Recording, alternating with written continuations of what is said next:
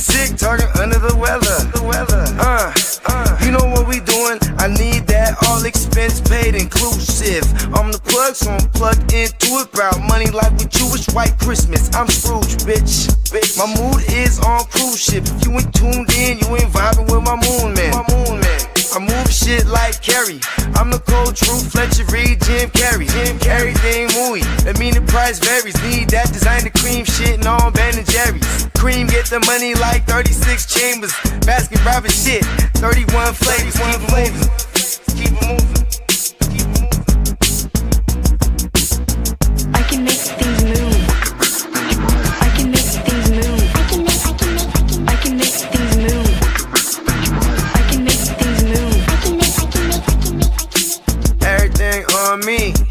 Yeah, tell him Bogart scot-free. Lottie Dottie. Fuck with blow shoot, trolling pie molly. Heard I carry weight, move packs like a dolly. And I stay fuming, clock me doing Godspeed. Business booming, back-to-back trips, moving multiple units. Got mules, got universal soldiers, getting money for sure. Yeah, we ain't shrugging shoulders. You think I'm lucky getting over, made it far, cause I'm a shark, fuck a 4-leaf clover. On my 89, minus the flat top. Getting packs off, smoking on the cash crop. Money talk, if you're broke, then you can't talk. Play a never-ending ball game, Sandlot. I can make things move. I can make things move. I can make things move. Getting money when I land there. Smoking all loud so I can't hear. And if your boys bring the noise, all y'all bitches getting scraped pap smear. Codeine got me leaning, pizza. Put your boy on point, pyramid of Giza. I'ma rock like this till I'm an old geezer. No pizza parlor, but we deliver pizzas. Ask Uncle Sam, I'm taxing. Look, ma, no hands, telepathic. I can make things move, I'm carefully calculated when I make these moves. I run shit, don't let me get loose. I'm all about my decks, trying not to get goosed. Keep it moving.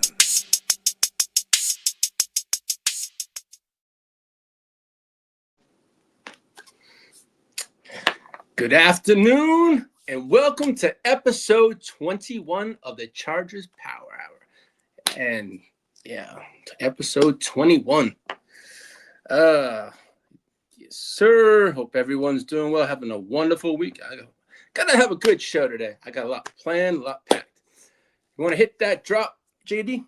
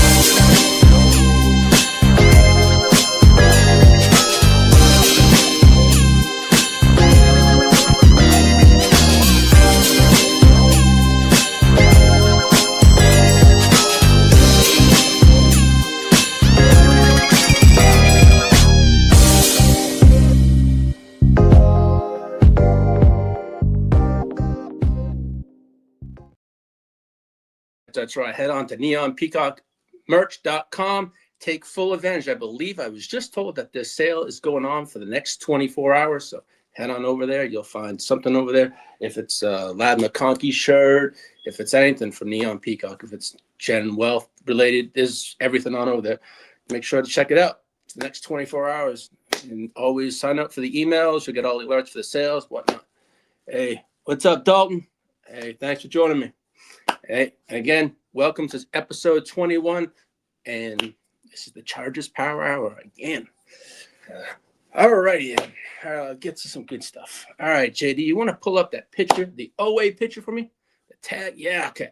All right, so yesterday as I was writing this, the Chargers are not going to franchise tag Odafe Oweh. So reports came out on February 17th that the Chargers are not expected to place the franchise tag on Oweh. as the Chargers enter the offseason with about $83 million in cap space. Actually, I'll get to some other news on that later on. But no, we have the money, but I thought we may tag him, but we're not. So it looks like, hey, man, sign the man and let's do a thing. I mean, we have the money. I mean, Oweh's 27. He arrived from Baltimore, immediately made an impact, highlighted by a dominant AFC wildcard performance with recorded 3 sacks against New England, which is a franchise record for us in the playoffs. Sports Tracks does have his contract as a next deal around $19.3 million annually. I mean, if he reaches free agency, I could see teams like Tampa Bay, Dallas, Chicago, or even going back to Baltimore. But I want to get a deal done and get it done fast because that way we can move on. I mean, it's a young cornerstone of our defense, along with Tully, and also bringing back a healthy Slater and a healthy Joe. To me, it'd be nice pieces there. But seriously, this is the player to try to keep in the building. That's what I want to do, is keep a young core together. And then, but other than that, we'll figure that out. But, free agency is going to be we got the combine coming up. I mean, all these dates are going to be coming up. We got the combine, we got the free agency, the draft. I mean, I'll be doing shows as much as possible because it's going to start getting busy around here. And so I'm looking forward to this. But, let's keep this rolling. I mean, all these mock drafts are coming out now, so I'm just getting a little excited. A little bit. I mean, it's getting there, but we're looking at it. But, hey, all these free agencies, there's quite a lot of stuff going on right now. There's, cuts, releases, so we're going to see what happens. But I know we'll get that down the road. But to me right now, priority number 1 is fixing the interior offensive line. I mean, every mock draft I've seen is now pointing to the same philosophy, is fix the offensive line, protect Justin Herbert. To me, that's what we have to do in this draft and in free agency. I mean, the Chargers stop playing the games. Let's protect the investment. That's Justin Herbert. We saw last year how many times he got hit. Let's not continue that next year. I mean, he put the stats up. What he did, great. But I want to have a healthy offensive line to protect that. And that's what I'm going to. I mean, as for me in the draft, I know I've mentioned it several times, but the names that keep on showing up in all these mocks was the Penn State kid. Also, lately I've been seeing Chase Bistonis from Texas A&M. He's an edge rusher. And, Daniel Jeremiah, who's basically nailed the last 3 Chargers drafts, he wanted the tight end from Oregon.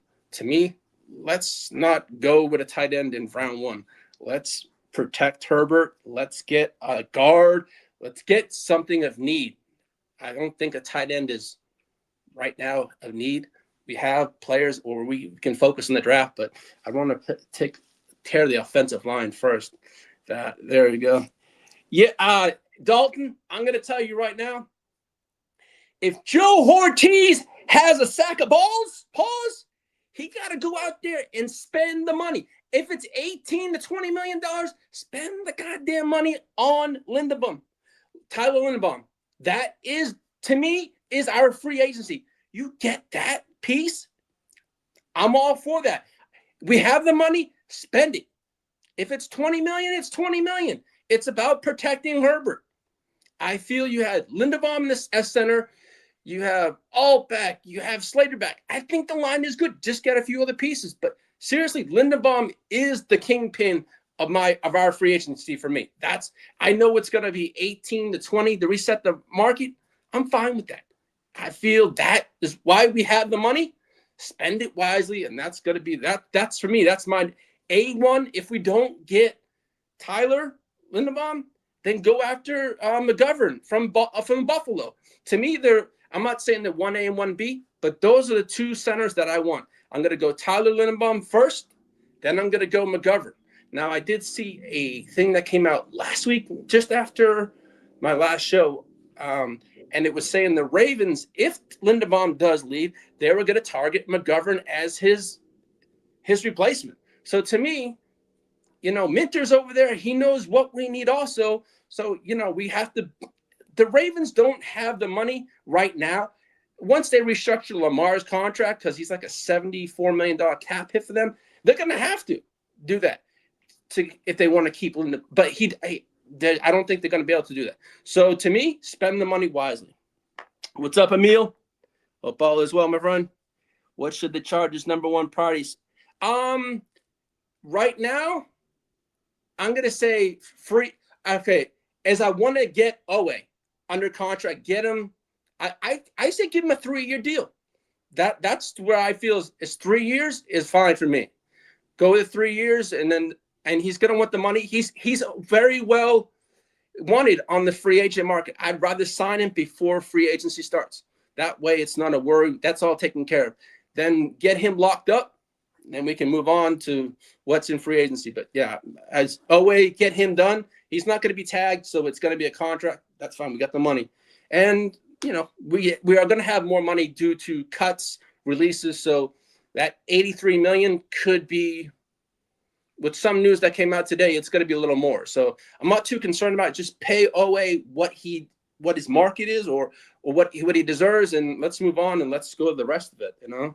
But no, I mean, there's besides this draft, there's defensive targets. There's players like Derek Moore, who's coming from Michigan. I mean, Harbaugh might go with that. I mean, Derek Moore is Harbaugh knows him a little bit. I mean, he wasn't there, but he was scouting him to bring him into Michigan. I mean, Michigan plays violent football, and that's how Harbaugh football is violent football, and we want those kind of players. I mean, seriously. I mean, I also have another player and that's Tre'Davious Howell from Texas A&M. He's a pass rusher. I mean, I was watching some highlights last night late. His pressure was amazing at A&M. Great. He's a great, so that's another name. But to me, I don't want to go offense round one. I want to focus on the offensive line, straight and narrow. Hey, I would love Caleb Banks too. Don't get me wrong. But I think he's gone around picks between 5 and 7. He's gone. I mean, that's wishful thinking. I had him on my list as a players that I love, but we're picking in the 22, and he's going to go top 10. So, I mean, but as I said, the Chargers' biggest defensive weaknesses has been the secondary. That's why I did like Caleb Banks, but it's going to be too costly to move up. But I think this draft is deep pause, so there's possibly we can get other players that are not Caleb Banks, but of his caliber, but we can get players in there. But all right, JD, you want to pull up that cap picture, the top 10? All right, so I made this. I mean, I wasn't going to bring the whole list of all 30 teams because for me, it was just all jumbled. I couldn't read it. So I made a list of the top 10, and hopefully it made it easier for everyone to read also. So Tennessee's got about $104 million. The Raiders, the Raiders have $91 million, and the Chargers sitting at third with 82.9. But as I said, with the releases, cuts, all that kind of stuff, that's going to go higher, and I'll get to that pretty soon. And the Jets are sitting there at 4 with 79. That's Gang Green's team. Get the Washington Commanders at 5 with 74.5, who they say in free agency are going to be spenders. So and the Seahawks, the World Series, World Super Bowl champion Seahawks are at 61.8. The Bengals are at 53.5, and the Rams 44.9. Pittsburgh 44.9, and JD, the fellas 49 is sitting at 41.8. But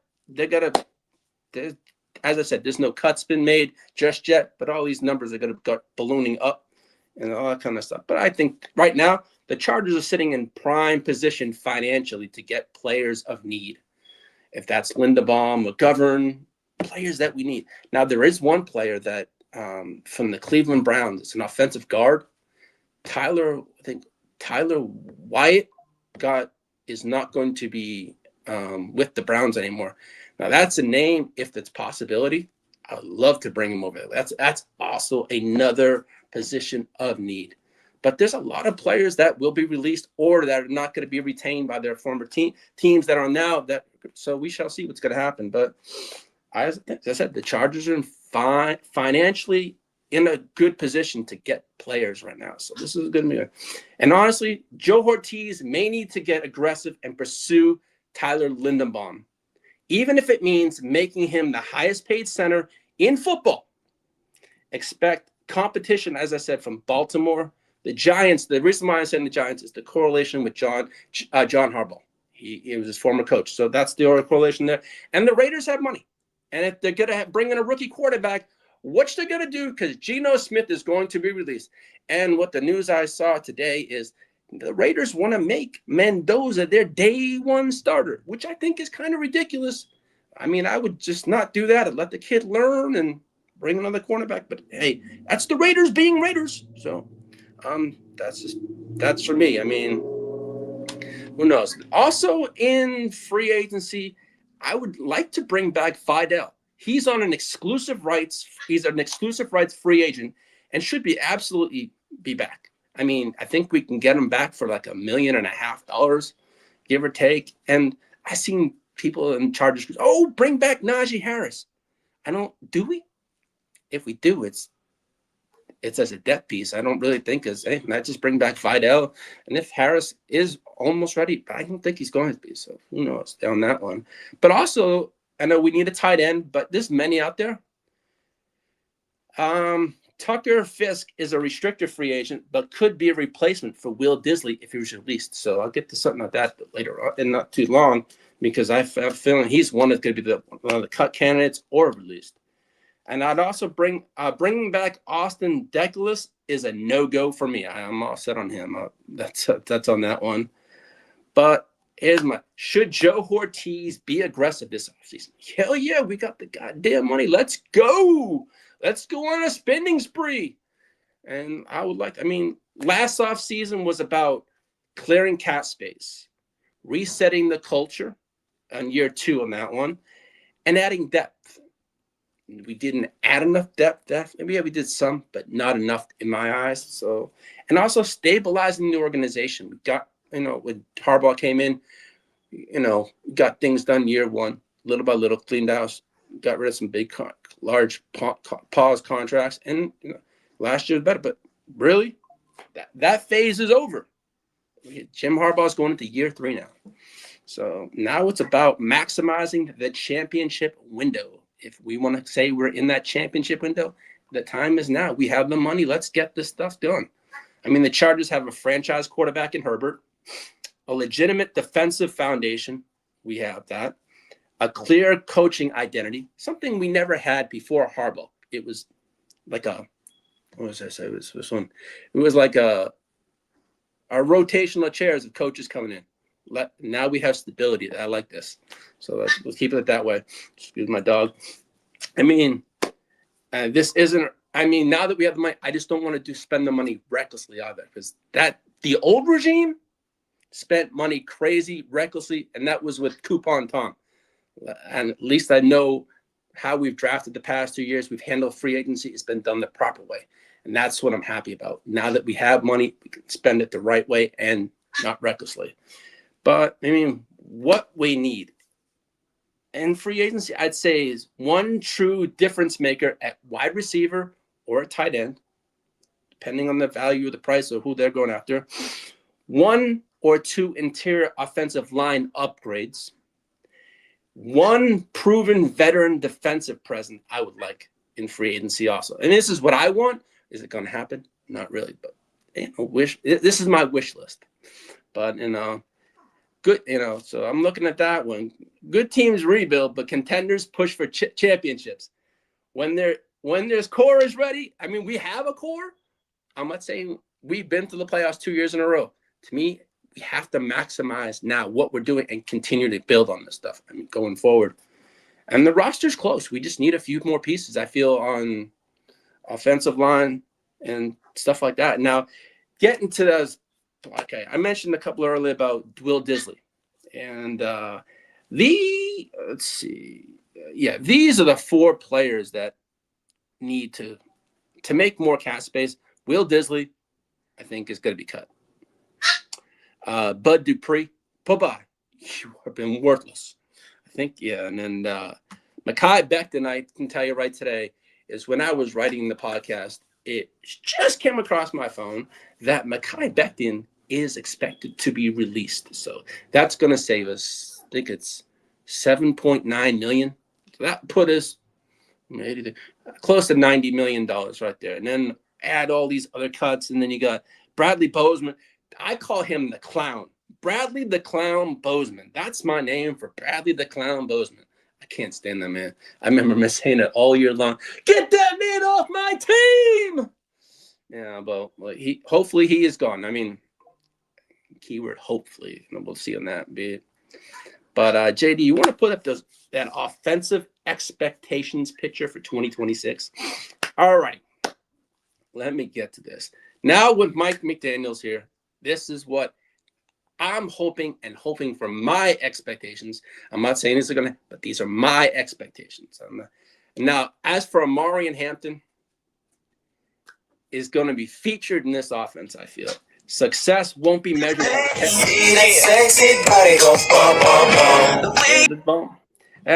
Hampton's going to be featured in this up. Success won't be measured by carries. It will be measured by efficiency. So, I mean, McDaniel's schemes are going to emphasize on wide zone runs, motion spacing, horizontal pressures, and speed and timing. I mean, play to Hampton's strengths. He's a great downhill runner. Burst through contact is absolutely fantastic, which we saw this year. He can burst through. He can, once he gets through that whole pause by, it's gone. Physical finish, he is a beast of a runner. Once yards after the catch, when you kind of break down that man, it's rough. So I'm looking forward to seeing what this does. I just look at A-Chain's highlights over the past 2 years, and I'm like, oh, if Hampton can do what A-Chain did in that offense, I'll be happy on that one. Now the key question is, can he constantly make decisive one-cut reads? We shall see on this one. If yes, I see Hampton as a 1,100 to 1,300 total yards, all purpose. I'm talking not just running, but also receiving. I feel if Hampton has on both the rushing and the receiving, he can reach those. I mean, he's gonna have a heavy pause red zone usage, because the red zone last year was horrible. And I touched that on many times this year. Our red zone offense actually sucked. And we never scored that much in the red zone, but hopefully that red zone efficiency and the usage is high, and he scores more touchdowns this year. I mean, for me, in this offense, I see he could be 8 to 12 touchdown upside. That's just for Hampton. I don't know. If not, the backfield likely becomes a committee. I don't want that. I think Hampton is the best. I know we're going to bring someone in if it's Vidal's re-signed, or we bring someone in like a Tyler Algier from Atlanta. That's who I would like, or someone of that caliber to complement Hampton from getting breaks here and there. But, in this offense, I think explosive plays matter more than 25 carries a game, because Hampton, from college, he carries the ball a lot, carries it a lot. And we saw this year, the more he carries, the more he just keeps on running. So to me, feed the man. Now, here's the question. Now, where are y'all drafted in? He should get a chance. Oh, yeah. Oh, exactly. We drafted him 22nd last year. Same as where we're drafting this year. So, but also, as I said, we have Joe Altback and Rashad Slater. But here is a great problem. I've been thinking about this the last couple of days. When Rashawn Slater returns, does Slater go back to left tackle, or does Joe Alt play right tackle? Now, that's going to be a wonderful question. They're both healthy. Now, we know Slater, this injury he's coming back from, you're never the same. So we shall see how it looks in camp and stuff like that. We have a long ways to go before that happens. But here, why Slater stays at left tackle? He's a proven elite blindside protector. We've seen that when he plays healthy. High-level footwork. He's tested versus the top ASC pass rushers also. Now, my theory why Alt at right tackle works. elite size and length. We've seen this when Joe Alt is on the field. Excuse my dog. Sorry about that. I thought she was quieter and sleep earlier, but oh well. But okay, all is elite size and length, powerful run blocker, and advantage of pass protection. His instincts are amazing. Now in today's NFL, right tackle is not downgrade. It's just top pass rushers that up everywhere. I mean, together they secure both edges, protect Herbert, and stabilize the offense long term. I mean, as long as they stay healthy. I mean, that's all. That's why I feel we have to add some good players in free agency or in the draft as depth pieces for these positions, because these are two key positions that last year lacked. When they got hurt, it showed our depth absolutely was horrible. So that's why now that we have this money, spend the money wisely and get the players of need and in depth. So that's why I feel it's going to be helpful. I mean, that's how you sustain contend. That's how these sustained contenders like Kansas City are built. They add it. They get on free agent and the players in the draft and have that depth to just rotate. And it shows. I mean, like Kansas City, when they started drafting their defense from all those young players year after year. And it was like just a run and mill every year defense. And they're cranking out. I mean, I'm up pounding on for the Chiefs, but I'm saying what they've done with their defense, they built it from the draft out and added in free agency. I'm saying if we can do that in the draft also, we've done that, but add the depth pieces, I'd be happy with that. Now, as for tight end targets, best fits that's out there, I mean, for me, I broke them down into tiers. I mean, if you do a tier 1, a splash edition, David Njoku, a Dallas Goedert, or Isaiah Likely. I have a funny feeling that's my tier 1 tight ends. Now, I feel Isaiah Likely is going to go where whoever gives him the most money. I do think he goes over to the Giants and joins John Harbaugh again, or goes back home to the Patriots. It's a possibility. I mean, he put out a thing today. He just wants to be the number 1 tight end wherever he goes. So, or see the ball quite a bit to help them win. So that's now. As for my tier 2, I call that veteran stability. I mean, there's Tyler Higbee and there's Cade Otton. Yeah. Emil, Algier is not going to the Chargers. I'm just saying, if it's not Algier, I want someone of that like that. I mean, I don't know all the names on top of my head. Algier was just one name that came to mind. I mean, if it's Algier or someone else, it's someone of that. As an RB, well, hey, what's up, Chase? Not much, man. Not sold on No. I'm sold on Gadsden. Oh, no. I'm sold on. What I meant by this is adding another tight end to the tight end room. That's all I want to do. Is I want to add, because we run a lot of 2 tight end sets in our offense. So that's for me. I'm sold on Gadsden. Don't get me wrong. I just want to add another capable tight end to the room, because I have a funny feeling who we have now is just not enough. If it's in a Njoku, I mean, it doesn't have to be a high-priced tight end. Don't get me wrong.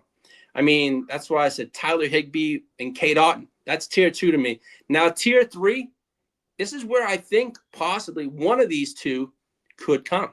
I can see the correlation to Darren Waller being brought over from. He loved He loved playing for Mike McDaniel and in that offense. Now that's why I have him as an upside swing. I mean, that is a possibility. Bring Darren Waller over. It's not going to be so expensive. Or you also got Chigakonkwo over at Tennessee. Unless they'll probably re-sign him. I do not know. They have the money, but that's a possibility. But I think they bring him back. But I mean, to me, tier 1 changes the offense. I didn't say it changes the offense. It depends on who is there. Tier 2 balances the roster. Tier 3 is a calculated gamble with upside. But to me, Waller is not going to cost that much. But I also want to see what happens. I just first want to take care of the offensive line. Now, I already talked about the cut players. I mean, the players I want cut. Move on from Becton. Move on from Badley the Clown Bozeman, Will Disley the tight end, and Bud Dupree. Extend Derwin James, which I mentioned in my last show. Projected cap would be about $1 90.1 million. And after cuts and all that kind of stuff, the Chargers would have about 106 million available to spend in free agency. So that's why I'm saying with all these cuts, extend Derwin, we possibly could have over 106 to 110. And possibly if we redo a couple contracts like Herbert or Slater, that's going to free up some more money. But let all that play out sooner or later. But other than that, not too much. But hey Chase, what are you expecting from your Broncos this offseason? Chase, you have any needs that you want your Broncos to bring in, or I don't know what you all need, but man, I've seen a lot of things here and there what the Broncos would like to get. I mean, I know I did see a couple of the saw one offensive lineman that is going to hit the market because you guys have so many linemen over there that are getting a lot of money. That there's this one, I forget the name top, to be honest with you. They don't think they can retain. So, but that's interesting. But I mean, as I said, when I was writing this earlier, the blurb came out that the Chargers are going to be cutting Becton. So that's 9.7 there. So that's going to be fine. Now, JD, you want to pull up that defensive picture? Alrighty. This is this year's defensive pick. Now, hopefully our defense can do exactly the same thing this year. I mean, if you look at the numbers here, we were basically top 5 in all 3 of these. 2 in the red zone defense, 4th in sacks on 3rd down, and then on the 3rd down defense, we were 5th. So to me, I just want to make sure that defensive is. I know with Minter gone, it's gonna be a little different. Yeah, our receivers, I could possibly see bringing someone in for the Chargers. I possibly could see that, a receiver, but I haven't seen anything lately that for me right now, I just want to fix the offensive line and whatever. I mean, to me in free agency, I'm trying to think for a wide receiver whom I would like. I would like I mean, everyone's going to say they want someone like Shaheed. They're going to want a top wide receiver. But you look at that money that these receivers are getting, it's about $28 million a year. So, yeah, I'm not saying we're going to get a top flight wide receiver. We probably get like a tier 2 or something like that. But it's going to be all about on cost. But I do know wide receiver is a need.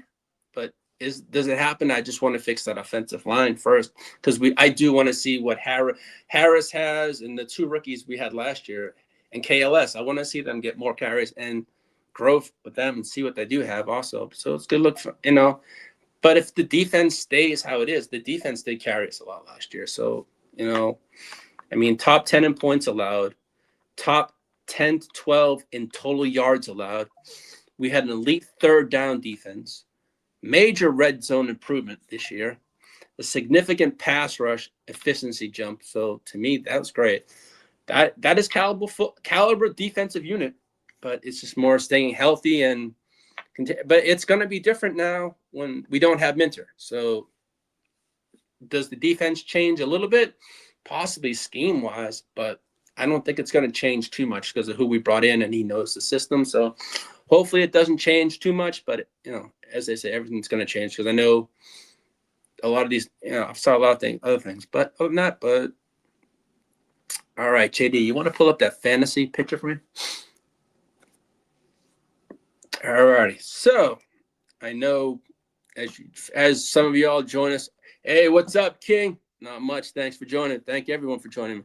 From Emil, King D, Dalton, everyone, I appreciate y'all for taking time with me today. Now, as for the fantasy aspect, now I took some time to do it, and as y'all follow me, myself, JD, and the Gen Wealth channel, that's all we do that twice a week, and we do that all year round. So, as for the fantasy, I feel the major value boosts, I see an uptick in Justin Herbert. He's a top 5 quarterback, upside. Higher completion rate this year with Mike McDaniel. I think more red zone passing. As for Omarion Hampton, I feel he's an RB1 to RB2 floor.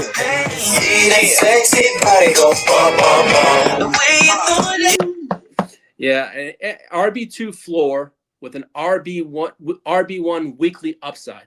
Strong touchdown potential. That's for Hampton. Now, as for Ladd McConkey, high target share, reliable PPR production, and a strong wide receiver 1 profile. We'll see. I mean, I think he's going to – all the offensive pieces in this offense are going to escalate from last year. What about QJ's outlook in Dynasty? Ooh, okay, I'll get to that. Now, as for Gadsden, I see him as a top 8 tight end upside, a red zone mismatch potential, and a massive draft value this year. Now, my moderate value boost, I see Quentin Johnson as a moderate value. I mean, more space and yards after the catch opportunity, late round breakout swing. I think his numbers are going to be a little higher. And as I said it many times, I've seen this kid at TCU, how he plays. Yards after the catch are what Quentin Johnson thrives on at TCU. About when he was here at TCU. That's basically, he was a yak machine at TCU. And if he wasn't used, I mean, I'm not saying he wasn't used the right way, Greg Roman, but now that we have an offensive coordinator and a who's going to want to throw the ball, Quentin Johnson, if he's used correctly, he can be used as that deep threat. So, but I really do see Ladd McConkey and Quentin Johnson, KLS, and Trey Harris all thriving in this offensive system, to be honest with you. You can clip that. But no, I think it's going to be good. Now it's to Trey Harris. Better, I mean, he's a better best ball option with the spike week potential also. Now, as for the offensive projection, the Chargers are shifting from a slower power identity to a faster motion-based offense. So I think you see more throwing in this offense. I mean, fantasy translation, more plays, more red zone trips, and more fantasy points, which we all love those. I mean, it's going to be hopefully, I'm hoping, cleaner pockets from Slater and all would mean consistent production from our fantasy players. The key word revolves around is staying healthy. Slater and Alt stay healthy and they keep Herbert clean, Jersey clean. I like this. Our fantasy productions this year are going to go night through the roof. Efficiency plus volume equals fantasy value.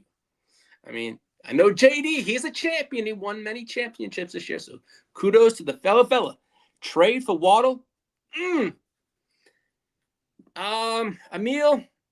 I like Waddle. I just don't feel we do that. I think we use that draft capital as fitting needs for our team. As much as I like Waddle, he would look nice in this offense. I just don't. And I already know that Miami has already said they want to build around Waddle and A-Chain. I know what that team looks like right now. It looks like holy hell. Talk about holes, pause. That's a bad looking team right now. At this moment, that team looks like it's it's just been blown up. It looks like an atom bomb just went down in South Beach and just it's a mess. But yeah, I'm not worried about the Dolphins as much as the correlation with McDaniels. I just don't see that happening, Emil. But no, we're not going to trade for Waddle. I don't think that. I mean, it's gonna, if we do get a wide receiver, it's going to be someone else. But we'll see. I mean, we could. Do I see us drafting a wide receiver in this draft? Possibly. But I don't see it until later rounds after we take care of offensive line and other key positions and needs. But speaking of the draft, if there is a steal in the draft for me, offensive tackle Isaiah World. He tore his ACL in the playoff game that JD and I were watching, I believe, and had surgery earlier this month. He won't attend the combine because of the injury. He could slide in the draft, making him a potential late-round swing tackle steal. Now, if we could somehow steal him in the later rounds, I'd love that because, it's someone that's a position of need that we could have down the road. So that's the thing for me. But on that, I mean, yeah, it's just, I mean, I don't want to spend the draft capital on Waddle as much as I know the correlation. Everyone's going to want a high price.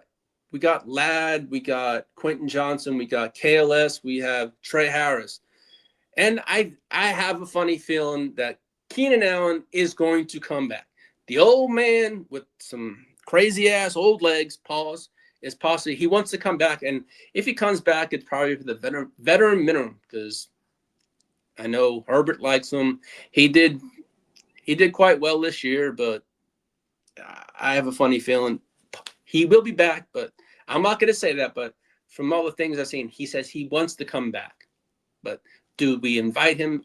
I'm saying do we invite, but do we bring him back is the question. Because it is a kind of crowded wide receiver room, but he is a veteran presence also for the younger players. So possibly I could see that happening is bringing him back. But, you know, JD, you want to pull up that calendar picture?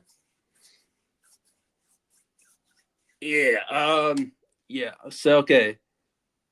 Actually, no, the other one, not this one. I got the one with the amount of days on it.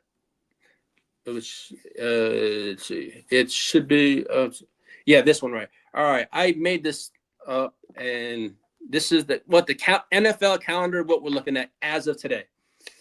All right, so we got the combine coming up, and that's in about 4 days.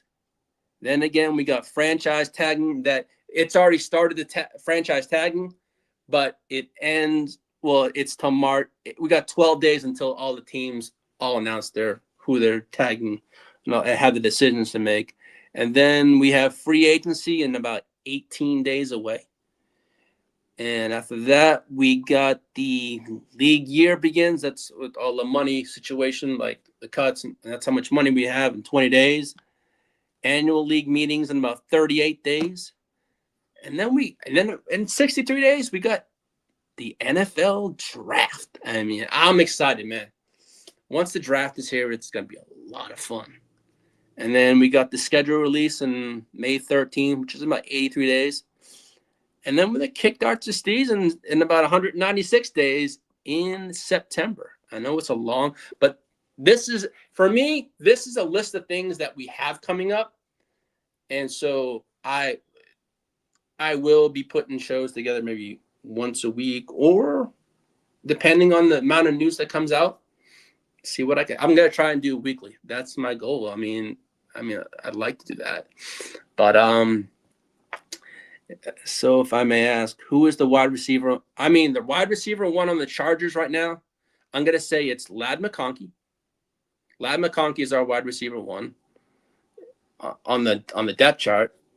And I say QJ's 2. And I'd probably say I haven't seen any kind of like depth charts come out right now, because I don't know what happens in free agency. But as of right now, right now, it's Ladd McConkey, then QJ, and then whoever else follows that.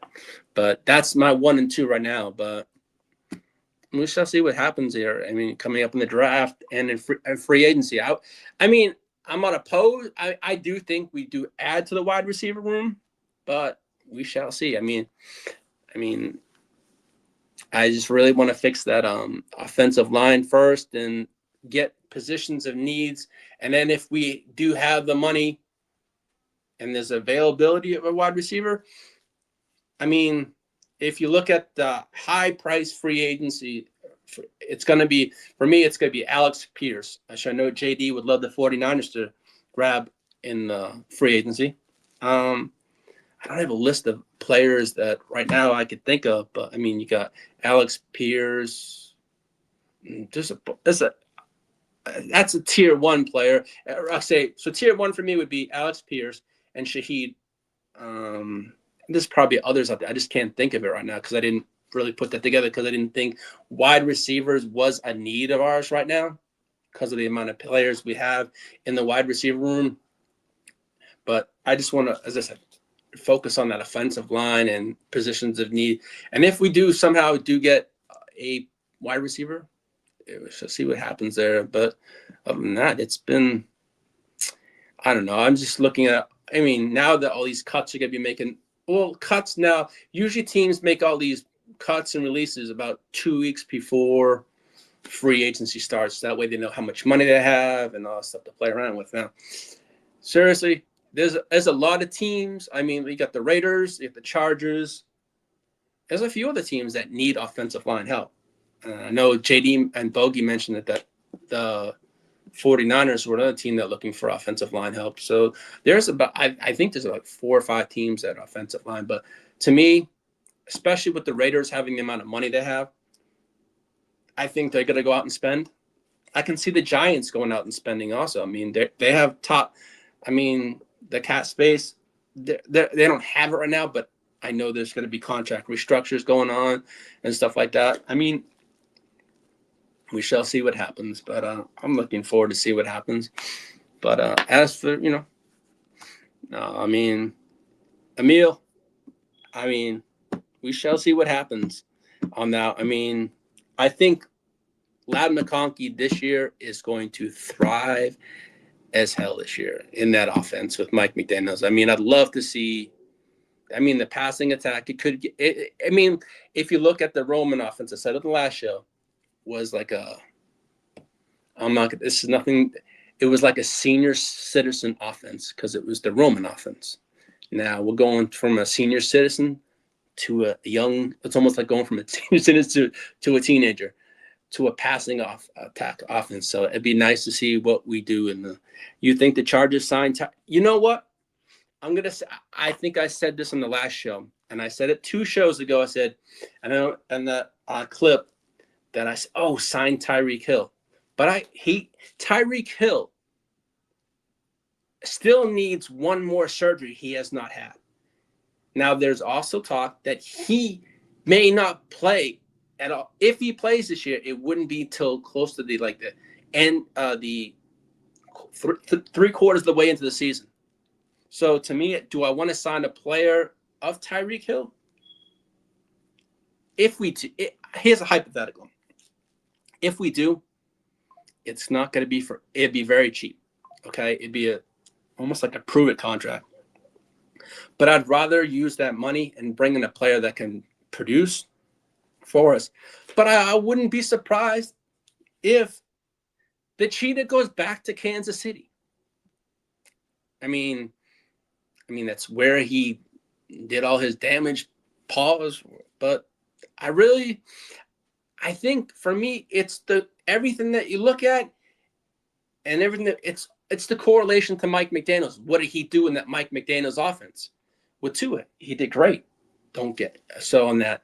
But that's the only correlation that Tyreek Hill is being put to the Chargers because of Mike McDaniels. But it's going to be interesting to see what we do and to see what Tyreek Hill does. I mean, where he goes, who signs him. Could the Chargers sign him? They could, yes. But do I see it happening? Not really. I'm going to say, if I had to say a percentage right now, on February 19th, you can clip this. I'm going to say it's a 10% chance that Tyreek Hill plays for the Chargers. That's it. I'm not saying anything else, nothing more than that, because I feel now that he needs another surgery. And also for me, I just don't see Jim Harbaugh taking on the headache and also all the off-field distractions. I don't think he's going to want to bring that on. So that's another thing for me. Maybe Mike McDaniel can keep, because Mike McDaniel's here. If we do hypothetically sign him, it does it. But I just don't see it happening. As much as I know a lot of Chargers fans, let's sign Tyreek.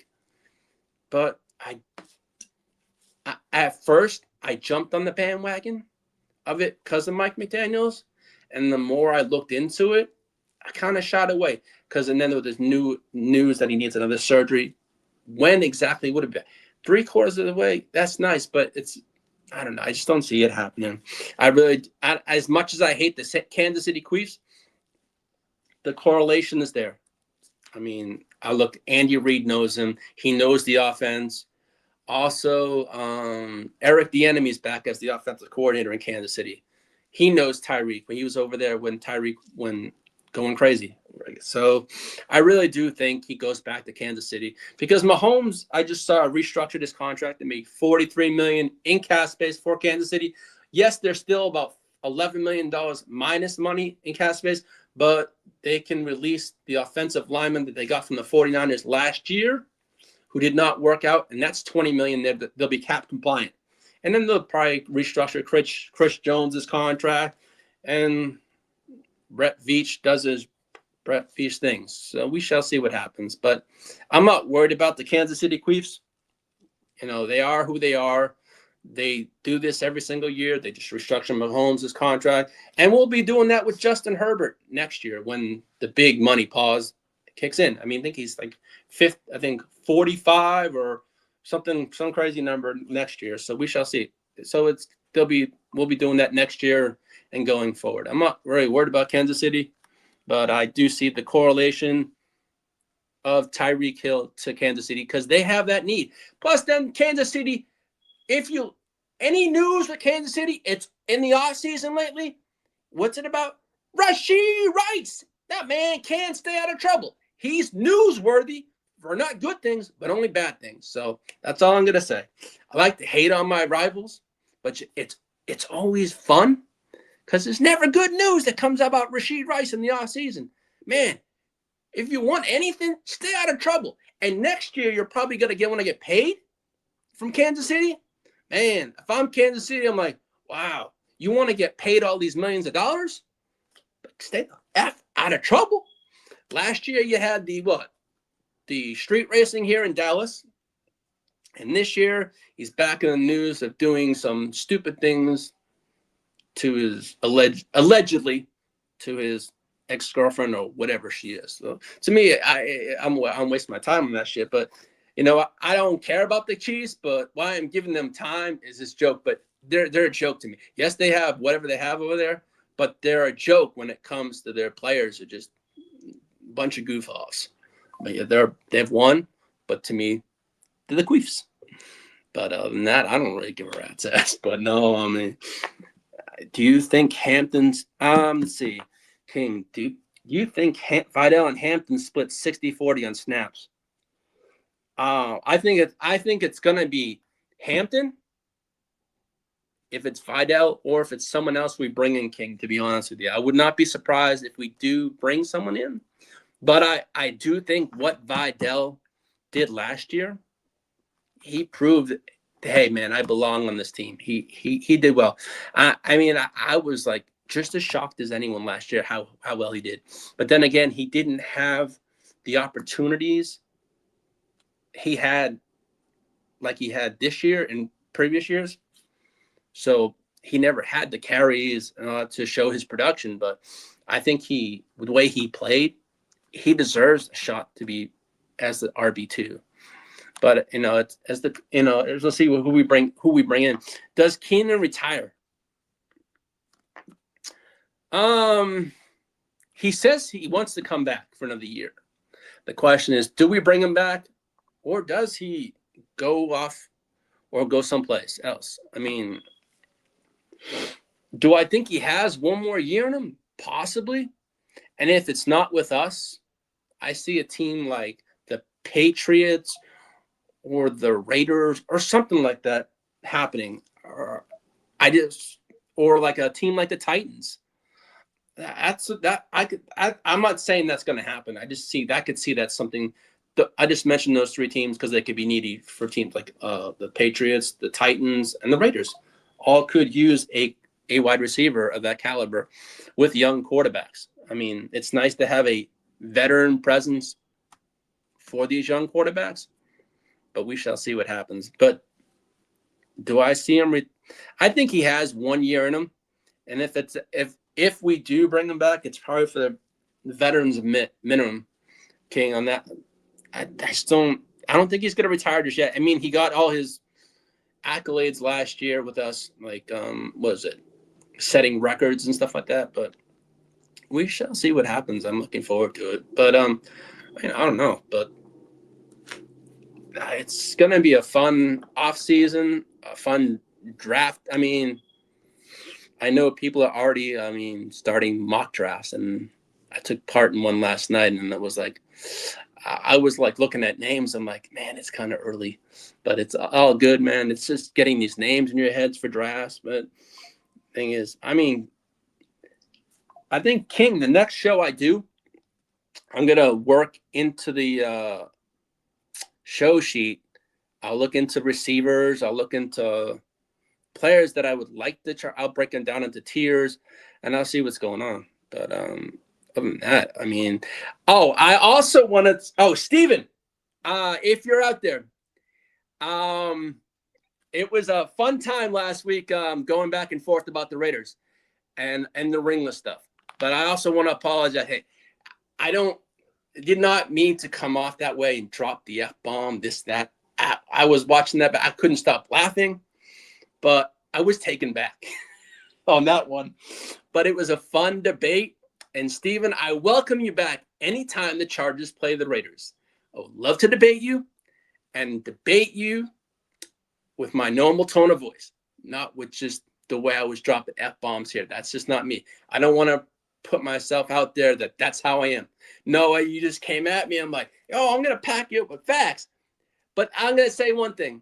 I said on my show, the last show, the Raiders haven't won in 25 years. I went back. The last time the goddamn Raiders won a championship was 42 years ago. So put it that way. That's why I said the Raiders are irrelevant. And that's all I'm going to say on that one. But I just wanted to say, man, that's not how I want to produce my show. Of dropping all those F-bombs out. I'm like, damn, I was looking back, like, that was not me. And I was like, but for me, it was more of a mechanism. Like, come on, I got to come back at someone. Because he was calling me ringless. But that he was, what Steven said was facts. We are ringless. But that's the whole point. It's why we play the game. I want that one time to have that fact say, we are a world champion. And I don't have to hear about as JD, Bogey, Steamboat. They all say to me, you can clip that, 1994. You say it to me all the time. Love you guys. But seriously, before I die, I want one chip only. I ain't gonna lie. But no, I mean, it's fun going back with your rivals. But I like the back and forth. For me, I have that with my friends. When I'm a Red Sox fan, they're Yankee fans. And I have that. I love the back and forth banter. But you know what? Come next season, when I do my haterade section, Steven, bring that stuff because it's going to make some great content. And I swear to God, if you ever want to come on my show, more than welcome. You and I can have a little FaceTime or whatever. And if all that's good, you're more than welcome to come on. I'll debate you about your Raiders and I'll debate you about my Chargers. And that's no invitation. But, you know, we can talk another time about that. But on that note, but I just wanted to address that, man, because I look back on that clip that JD made. It was funny, but it's just not how I present myself, and I want to present myself on the show. I mean, I want to talk about my Chargers, but not dropping the F-bomb. And that's something I wanted to address because I apologize for that. That's just not me. But it was fun. But I've learned from that, and that's not going to happen again. But, you know. But I also want to thank JD, the fella who's backstage. And I appreciate you every single week. And I thank you for being the best producer. But on that note, head on over to neonpeacockmerch.com. For the next 24 hours, there is a sale. I text Peacock, and he said it's going on for the next 24 hours. And as I said a little earlier, you can just check out the stuff. And JD, if you want to hit Peacock's drop, and then after that, we can call it a show. And I do want to thank you.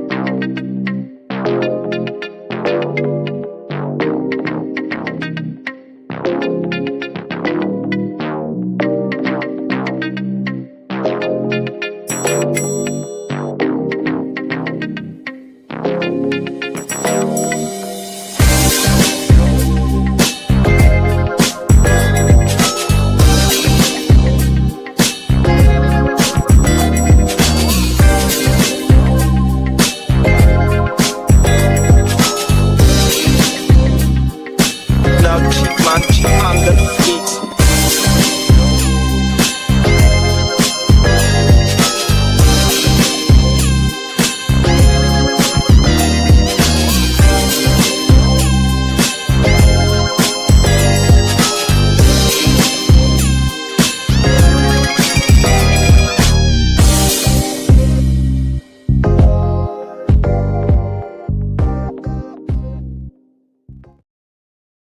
That's right. That's neonpeacockmerch.com. Head on over there. There's a sale for the next 24 hours.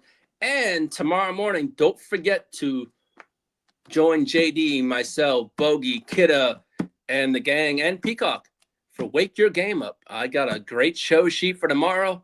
I got some fantasy news. I got NFL news. It's going to be a fun show. It's going to be a wild end of the week Friday show for Wake Your Game Up. So if you haven't subscribed, head on over to the Gen Wealth Tuesdays and Fridays, 11 a.m. Central Time, 9 a.m. Pacific Time for Wake Your Game Up every single week. So I got some good stuff for tomorrow. And again, thank you for joining me for episode 21, and I'll see you next time. Peace.